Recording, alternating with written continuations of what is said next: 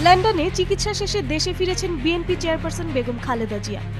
গত মঙ্গলবার সকাল 10টা 40 তাকে বহনকারী এয়ার অ্যাম্বুলেন্স হযরত শাহজালাল আন্তর্জাতিক বিমানবন্দরে অবতরণ করে। সেখানে আনুষ্ঠানিকতা শেষ করে বেলা 11টা 20 বিমানবন্দর থেকে নিজ বাসভবন ফিরোজার উদ্দেশ্যে রওনা হন খালেদা জিয়া। পথে পথে দলীয় নেতাকর্মীদের অভ্যর্থনায় সিক্ত হয়ে দুপুর 1টা 25 তিনি গুলশানের বাসভবনে পৌঁছান। এ সময় তার সঙ্গে ছিলেন দুই পুত্রবধূ ডক্টর জোবাইদা রহমান ও সৈয়দা শর্মিলা রহমান। এছাড়া দলের মহাসচিব মির্জা ফখরুল ইসলাম আলমগীর সহ অন্যান্য নেতারাও ফিরোজায় গেছেন।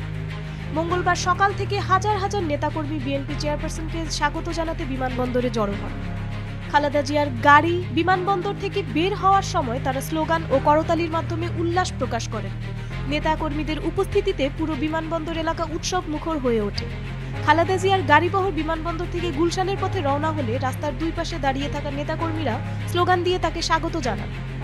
এদিকে খালেদা জিয়ার আগমন উপলক্ষে বিমানবন্দর থেকে গুলশান পর্যন্ত সড়কে কঠোর নিরাপত্তা ব্যবস্থা গ্রহণ করা হয়। আইন শৃঙ্খলা রক্ষাকারী বাহিনীর সদস্যদের পাশাপাশি দলের স্বেচ্ছাসেবকদেরও শৃঙ্খলা রক্ষায় তৎপর থাকতে দেখা গেছে। গত 8 জানুয়ারি উন্নত চিকিৎসার জন্য যুক্তরাজ্যের লন্ডনে যান খালেদা জিয়া। সেখানে লন্ডন ক্লিনিকের বিশেষজ্ঞ চিকিৎসকদের তত্ত্বাবধানে চিকিৎসাধীন ছিলেন তিনি। খালেদা জিয়ার শারীরিক অসুস্থতার কথা জেনে কাতারের আমির Sheikh Tamim bin Hamad Al Thani তার যুক্তরাজ্য গমনের জন্য এয়ার অ্যাম্বুলেন্স পাঠিয়েছিলেন। সেটিতে করে তিনি লন্ডন যান। দেশে ফিরেছেনও এই এয়ার অ্যাম্বুলেন্সে।